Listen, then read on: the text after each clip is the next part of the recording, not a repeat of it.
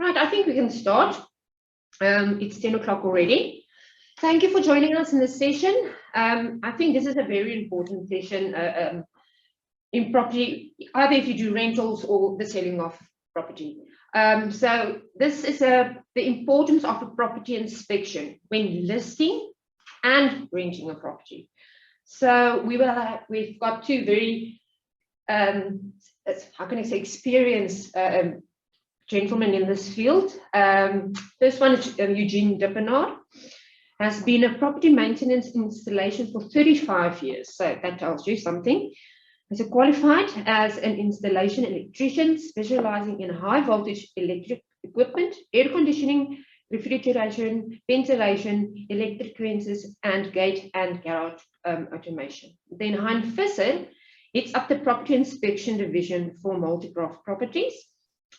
His experience dates back to 1985. Once again, knowledgeable people. When he started with inspections and maintenance of state buildings, he has been involved with properties inspections for the past 6 years and is passionate about the property industry. And then, yes, we all know the gentleman in the white shirt, Aubrey Snowman from Multiprof. Once again, this is an open session, Q&A at the end of the session, please. And yes, the table is yours. Thank you very much. It's nice to have so many people joining us. I'm going to share the screen, and perhaps I can just mention that we will try to take questions at the end of the session. So we will just discuss a few issues surrounding the inspection industry, and let's just see where. There we go. Okay, let's just go from the beginning. There we go. Can you all see the shared screen?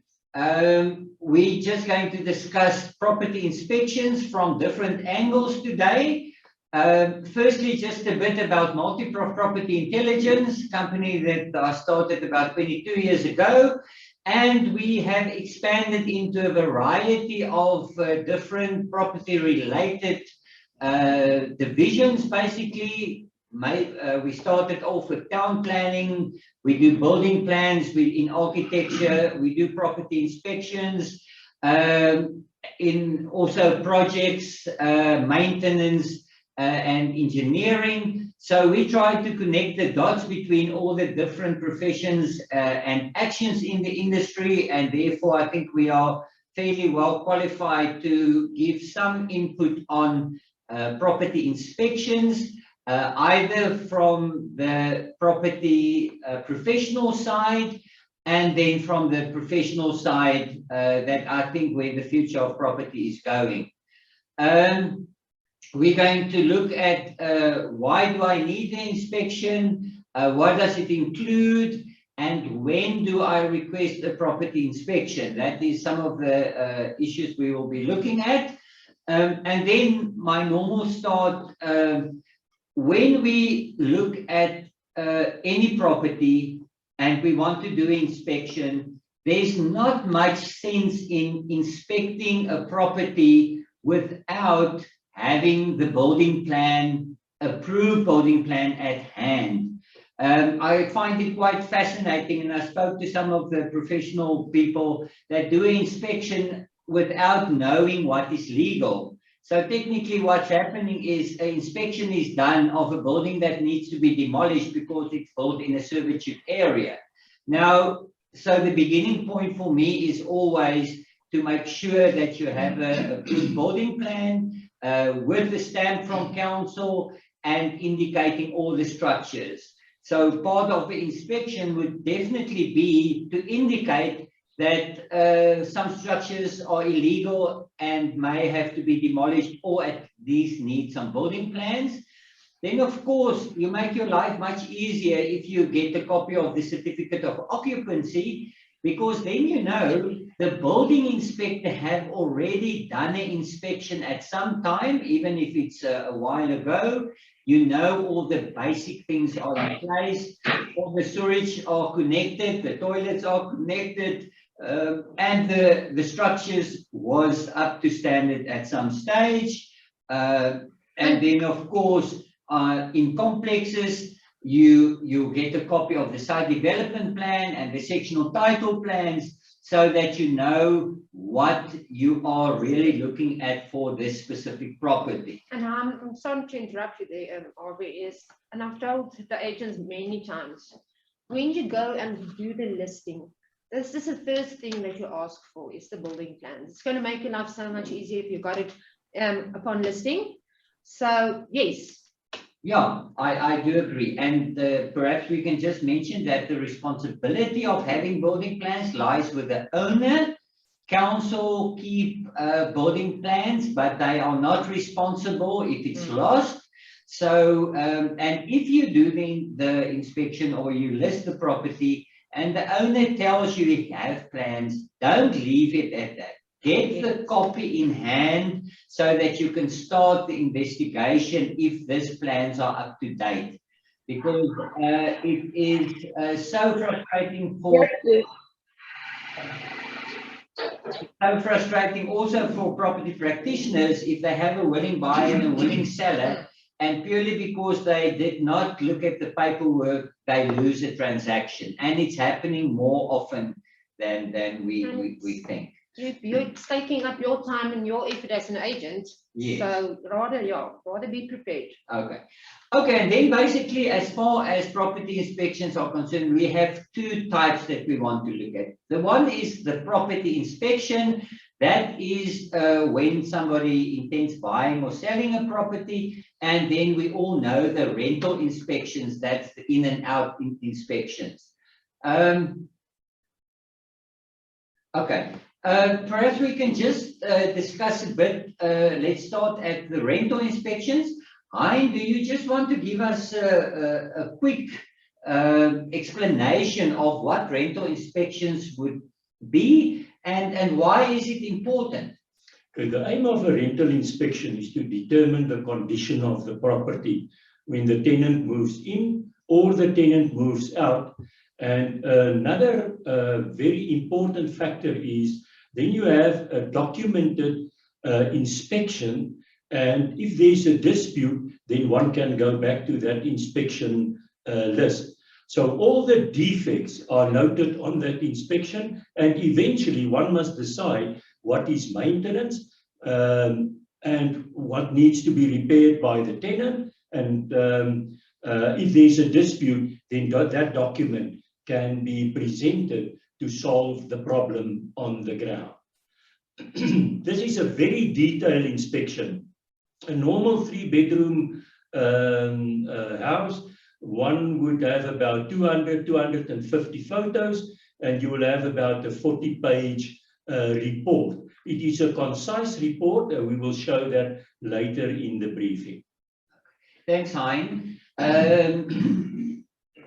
On property inspections, can you just perhaps give us some idea? Property inspection we refer to now when somebody wants to sell or buy a property. What do you suggest how it's done? What's really the purpose of a property inspection? What must they look for? Yes, that we will come at the 10-point plan later on. Yes, I think the main problem is where what people do is that they first will tell the tenant, paint the house and just repair the paving. Don't worry about that. Just let things look nice. And normally behind such an act like that, there is a possibility that there's defects on the roof, on the paving, on the ground, in the walls. That thing will normally come back and bite the buyer, because he's going to cough up some money at the end of the day. He thinks he's buying a house that's been building quite well, and then when investigating, he will see the slab is cracking, the building is pulling apart, the roof is not right, and that will cost him a substantial amount of money. I've just done a house now that the guy bought, 2 years old house. The waterproofing on the house wasn't done properly. This guy had to cough up after a year 95,000 rand just to repair the walls. You don't want to sit in a position like that where you buy a property of 2 or 3 million rand, and then you still have to cough up about 100,000 just to get everything right or everything up to date. And you must remember one thing, that mold is an illness in your house. And there's a lot of things that we can say, but the main important thing is don't let a seller paint a house or just hide the defects. Rather leave the house as is. The new owner will paint. The new owner will do whatever he's going to do. But never tell a client to paint the house before he moves out, because that already is going to leave a question mark at the buyer and say, what's going on here? This house is so perfect. And then after 1 or 2 years, all the defects is going to come out. Then you're going to be in a position where you have to answer to the buyer and say, why didn't you tell me that? And I don't think none of us want to go there. So the best thing to do is, it's not only the roof, it's the bricks, it's the paving, it's the electrical, it's the gas, it's the windows, it's the whole structure of the building. There can be a defect on the house, and then you're going to sit with the problems later on and do some explaining to the lawyers.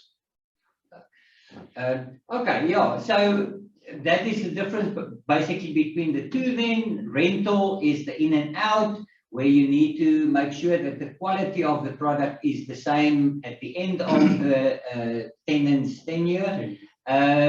While the property inspection, as we have there, is to determine that the existing building plans is approved and up to date, and then obviously all the exteriors, the damp, the inside, outside, what is the quality of it? And that can go down to very fine details as taps and things like that, leaking taps. Maybe, Aubrey, just to add something, a very important aspect of rental in and out inspections is also ad hoc inspections.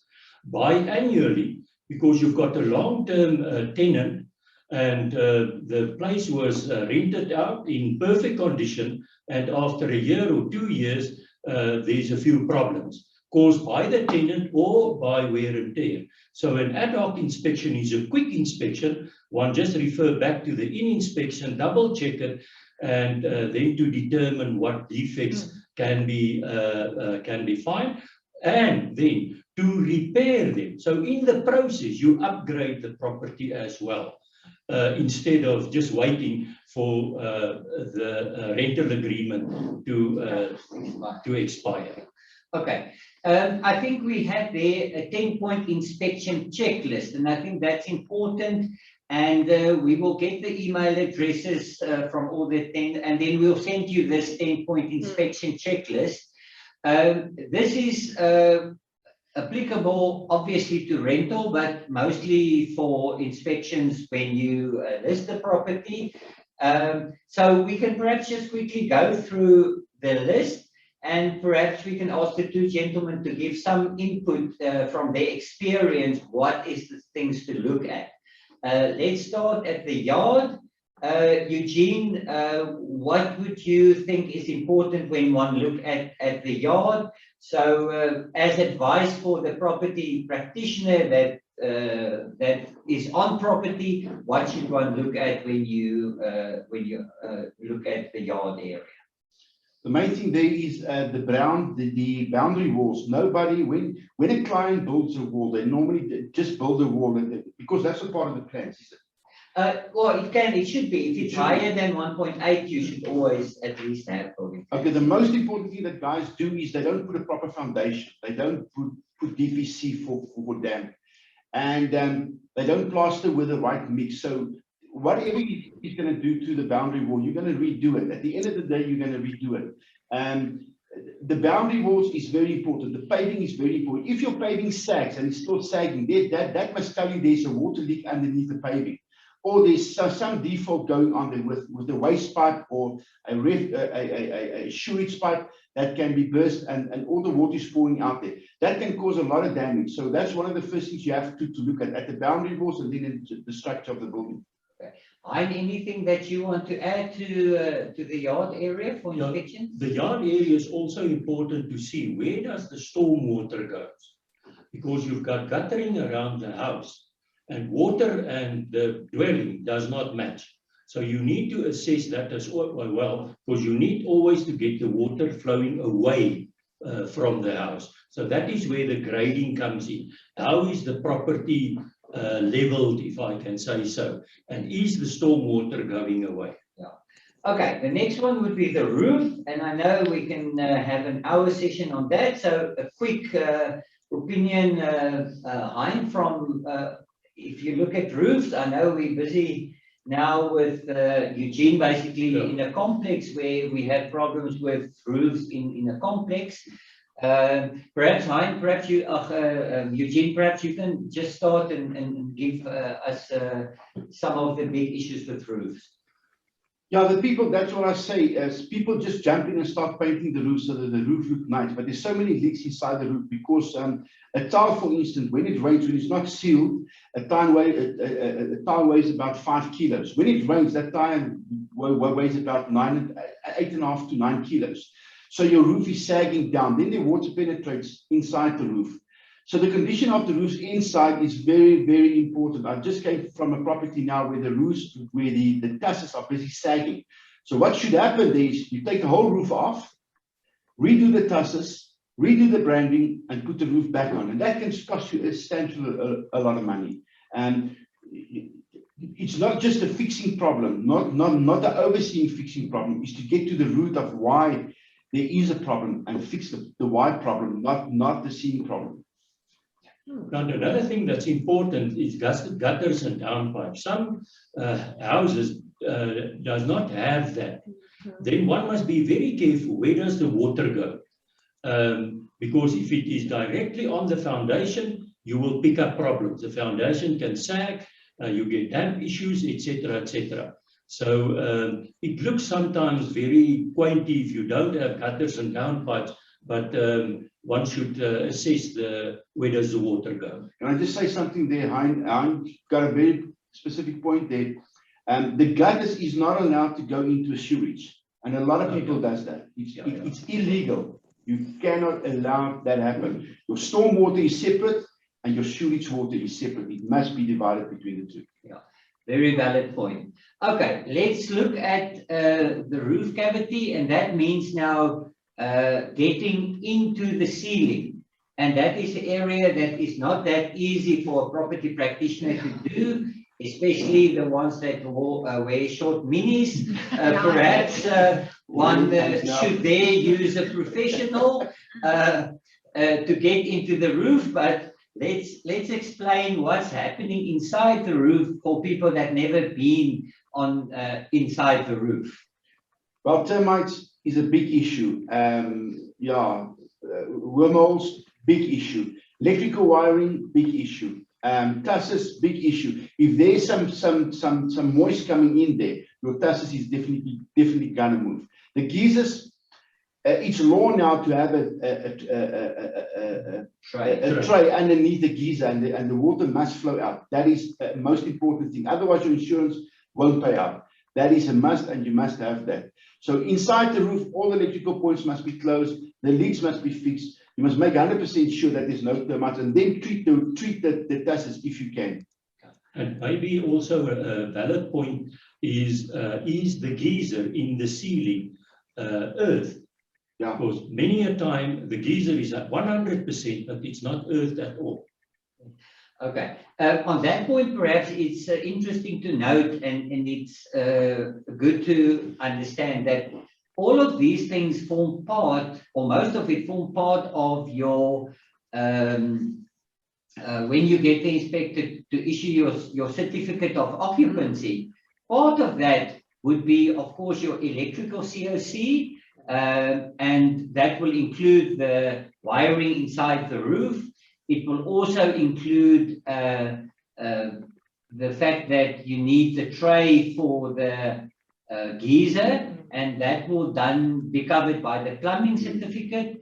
Then there's also glazing certificate. All of those things form part of your certificate of occupancy. So if you have that in place, you already have a good idea that those things have been attended to.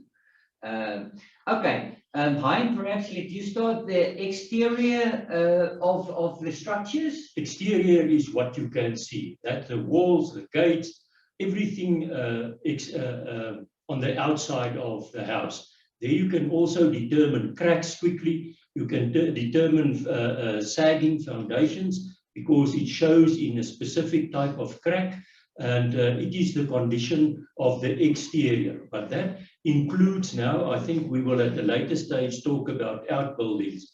But and let's say walls, gates, stormwater. There you can again see that water is mentioned. Everywhere water is mentioned, because if you have dam, that is a serious issue and not likely to be pushed aside. Okay. Interior, Hein, perhaps you can just give us a... Interior is floors and ceilings. Ceilings, very important. Marks on the ceilings, that is by means of water or any other marks. Floors, cracking of floors. Why cracking? Because there are two types of cracking. First, the cracking due to the installation, but otherwise it could also be a foundation problem. And then the walls, how is it painted? Good type of paint, that type of thing. Electrical fittings, does all the electrical fittings work? We test each and every plug. Does all the lights work? Does the lights fit properly? All the windows, do they open? Do they have latches? Do they have everything that they need to have? Because and are they? There's no breakages at all, or if there's breakages, to record those breakages. Yeah. Okay, thank you. And I think the electrical, that's important, very important part. Eugene is a qualified electrician, very experienced. So I think if you can give us just a short rundown of the electrical stuff that one should be on the lookout for. This is actually a very scary thing, that some of the houses that's got COC documentation was never being done correctly from the beginning. The law stated that you have to have an overload protection in your main board. None of about 80% houses haven't got that. There's no overload protection. So if you put a lot of geysers in, your power is not going to trip. You're going to burn down the house. That's it. And the people are just adding plugs and adding plugs and adding circuits, but never write it down. Your insurance will not pay up because your COC certificates, there is a space that you put. I've got so many plugs in, so many light switches, so many light circuits in. If that thing changes and it's not up to date, your insurance will not pay up at all. They will not pay out. So that is a very, very important thing for your COC certificates.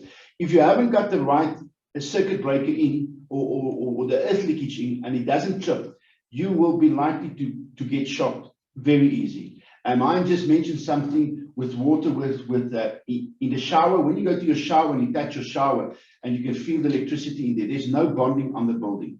That's law. You have to do that.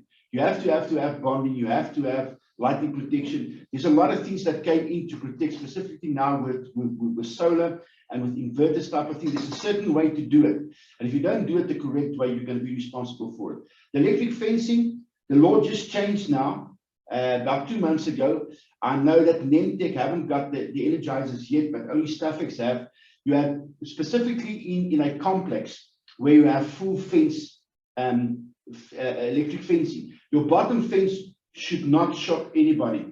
It can only be activated. So when you touch live and negative and positive, the alarm will go off. It's only your top row above 1.8 meters that will have electricity on it. If that's not done, that thing is not according to law. You can switch it off and you can walk away. And that must be done ASAP. That's a new regulation. Your gate motors, specifically the same time, must be under earth leakage protection. Your cameras must be under earth leakage protection, and that's very important. And another thing maybe to add when you talk about electricity is the Occupational Health and Safety Act. You cannot have plugs everywhere. I'm talking of leads now. If you should detect that, then there's a problem. Then one must rather add plugs professionally than to have leads all over the show, especially in the newer buildings where you've got a wash area in the garage, a dryer and a washing machine, and then they have a lead attached to a plug somewhere in the house. That is looking for trouble. Okay, I think let's put the rest together. I want us to have enough time to look at the rental inspections as well. As far as plumbing, the heating, the cooling, the outbuildings and whatever, just a few comments on that from Outbuildings, if there's electricity, it must be done properly. If there are lampas, windies, etc., it must be on the plans. Carports on the plans. It's permanent structures, and it's also rules and regulations. It is not a temporary structure. Eugene, anything from your side you want to add? I think a main thing that I want to leave with you guys is there's a lot of people out there looking for work, and yes, guys, I don't want to crack somebody down or break somebody down, but to get a guy from Builders Warehouse or standing on the corner of the street, please, guys, those guys don't know the regulations. They just fix it. Most of them is from Zimbabwe or Malawi. We got a regulation called SABS 0142 that we had to adhere to. Please adhere to that regulations. It's very, very important. If somebody gets shot and they're killed, you're going to be responsible for that. Just perhaps on the Wendy's that Hein mentioned, you all should know by now, Wendy's are only approved for storage, and it can never be used for accommodation. It doesn't qualify for accommodation. It's not fire resistant. It's not insulated. So never offer a buyer a Wendy house in the existing property as accommodation, because yes, as an extra room or whatever, because it is a misrepresentation and it can cost you the deal eventually. Okay, let's look at rental inspections, and we have said that is the inspection, the in and the out inspection, to make sure that the property is in the same condition as when you rented it. Hein, do you quickly just want to go through the phases that one should look at with a rental inspection? If a rental is registered on my system to be inspected, then I schedule an inspection. I confirm the appointments by email to the tenant and the agent, the landlord, if I'm instructed to do so, and I get all the relevant information on an app. Then I go to the property with the app and I record every single thing from the gate to the back door, detail. If it's the gate motor, photo what type of gate motor. If it's a sliding gate, how does it operate? Does it run smooth or not? So it is a very detailed inspection. Then I upload the inspection to back to my computer if I'm finished. Okay, maybe another important thing here is after the inspection is done, then the tenant can sign on the device and check the inspection. After that, I cannot change the inspection. Then I upload the inspection to my computer. I check that everything is fine, and then I send the inspection report to the relevant parties. And then also in my report, I indicate maintenance, and if required to do so, then I can get maintenance quotations for the maintenance, and then we can also start with the maintenance. That maintenance is inspected, and so the cycle is then completed for that inspection. Fantastic. Okay, so yeah, we've gone through this, the inspection reminders, the construction, the suggestion action, and the uploaded to the portal. And this is a typical example of the inspection that Hein just discussed now. For ingoing inspection, that's the professional way to do it. And if you, as an agent, do it yourself, you should get as close as possible to these, the quality of the inspection, because otherwise it can become problematic when you go into a dispute about that.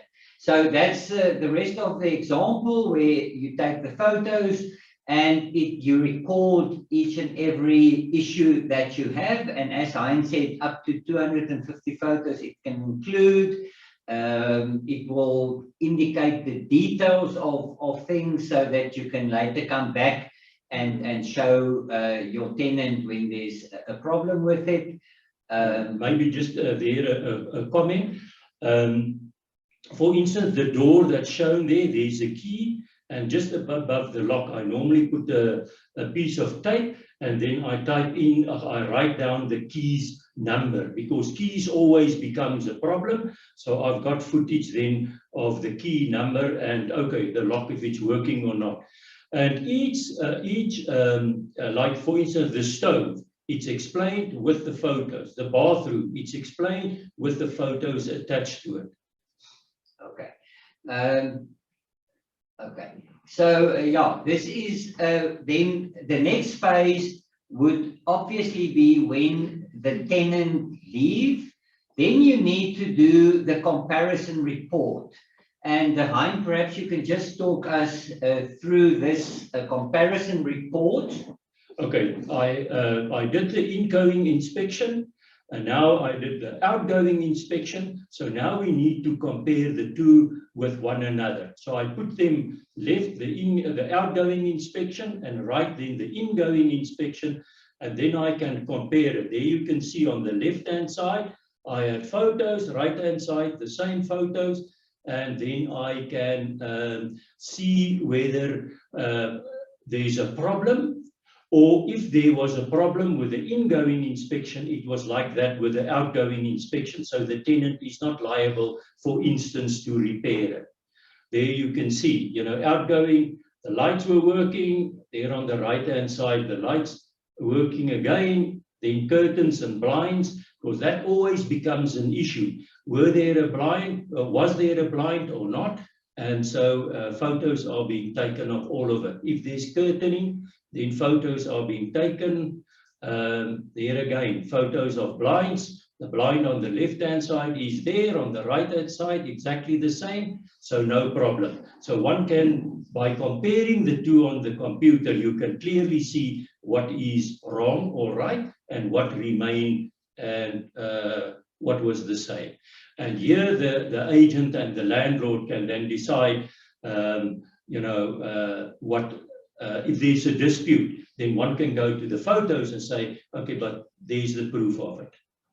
And if I understand you correctly, if you would get into any kind of a dispute and it goes to the tribunal, this should be very handy and should give you all the proof that you need to win your case where there's a dispute. Yeah, we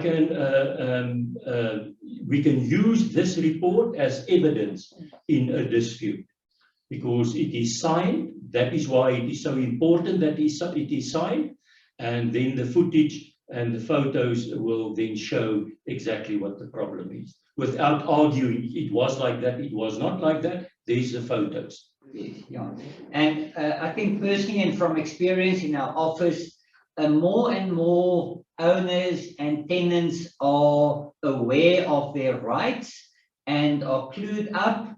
The internet makes it very easy for people to Google and to find out what's their rights, what proof is required. And if you don't have proper backups of the proof that you have, and enough photos and correct photos and the right quality of photos, it's no use having a photo where it's so dark that you can see nothing. Or where you take a photo that's not indicating the critical issues that later when you come back, you can't see what you need to compare. And therefore, it is becoming more and more critical to understand the importance of property inspections, rental as well as when buying a property. Then the question is, where do you bring this issue of inspections up when you are either in the rental, of course, it's important, and everybody knows that you need to do a rental. But the new, and I think the correct way in future when selling properties is to advise your buyers and sellers to make use of a professional inspection. And in your declaration, it is possible to put in a question there and ask, is a report available from a property inspector? At that point, it might be the right time to advise your seller and tell them that you might get them a better price for their property if a proper property inspection had been done by an independent company or person, because then you as the property practitioner take you out of any of the issues that may occur and that on a regular basis occur at this stage, where there's disputes on issues surrounding your structures and things. And as much as we would like to know everything, and as a property practitioner, you should constantly be learning and understanding more, there is just too much in a property to be inspected that needs a professional eye. What you see is not what you get in property. And unfortunately, in the past, we got away with the idea that we can quickly just look around and say, no, this looks perfect. In future, that will not be good enough, and therefore it is advisable to start thinking about requesting independent property inspections, mostly to safeguard yourself as the property practitioner, as well as the seller, and also to make sure that you have a happy buyer, because you want to create the impression that you want to care for your buyer, as is required by the Property Practitioners Act. You should take as much care of your buyer as your seller, and therefore it's advisable that that we get into the habit of proposing independent property inspections. And there we just have in your conditions, you can just add that on compliance, and over there you just also add the fact that you would like to have a property inspection done. Okay, we just quickly went through this. There's a few minutes left for we need to okay, let's see if there's any questions. Yeah. Right, I've got one here. What do you do when an owner of a rental property has painted over damp and mold? Just to cover it up. It's for rental properties. Okay, so they painted before the inspection could be done, but okay. It's very difficult to, if it's freshly painted, it's no ways as an inspector that you will see it, because remember, we do a visual inspection. But then it will sort of appear in about 3 months, 4 months time, and then you need to treat it. Then there's a number of ways to treat it, because damp is also a health hazard. That is what people neglect, or they don't think about it. It's a health hazard, and you need to look at it. Now one must see, damp has got two. You've got active damp and negative damp, negative and positive damp. And you need to go and determine why does that happen. And that is sometimes very difficult. Okay, but the question I think was, what do you do when you arrive at the and you suspect that there was damp, but that the owner before renting it, or that the tenant just paint over it? It's difficult because you will need to perhaps make a note somewhere and be able to hold the owner responsible 3 months later when it indicates. I think personally, note it down. Yeah. And send the mail through. Noted. Yeah. Note it down, note that date and time down, because that thing can bite you back. The client can then turn around and say, you stayed here for 2 or 3 years, you didn't let me know, so I put this account on you. So I think the best thing is just to declare it. Yeah. That's the most important thing. That is where the ad hoc inspection comes in, because you do it biannually. And one must also take note, your inspector is not in inspection, there he goes, he disappears. He's on call, if I can say so.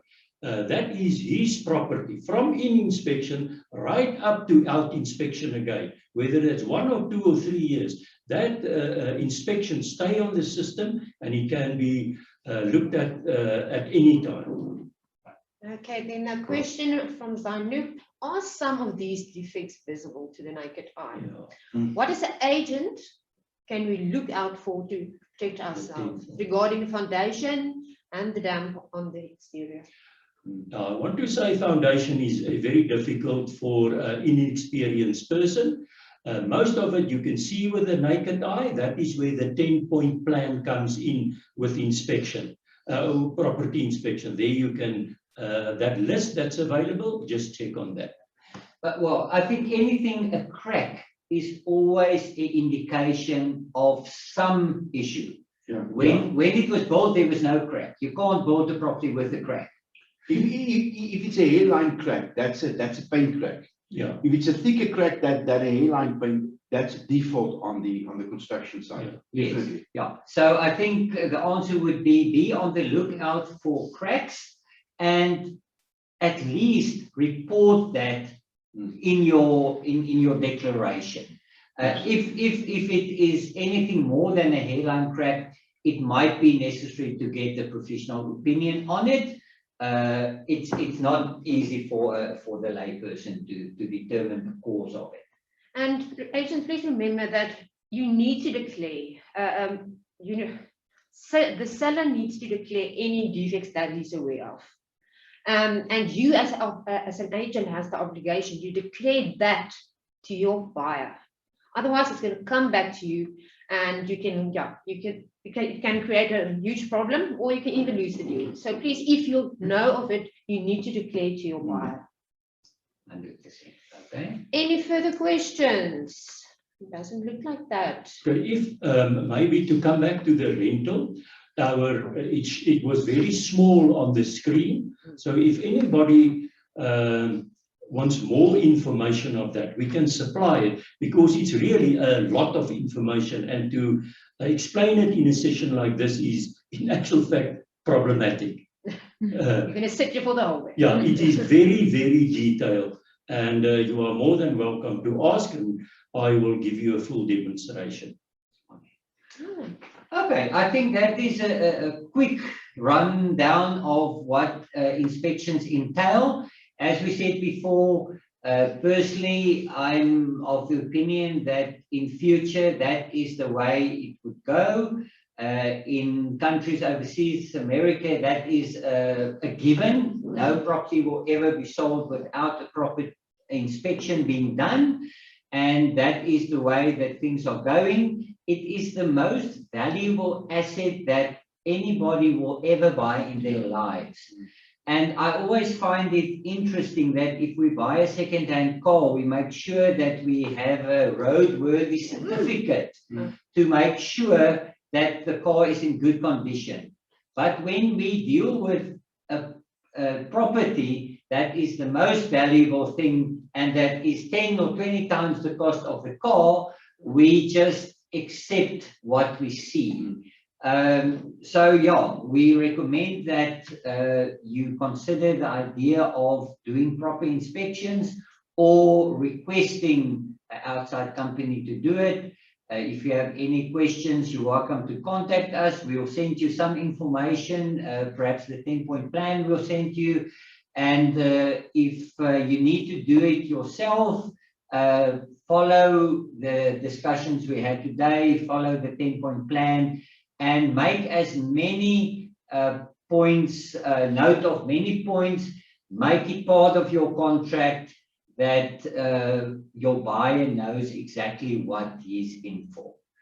Okay, that's from our That's it, side. I thank think what we you. did. If there's any other more issues, just ask us and we can arrange further sessions on specific issues when required.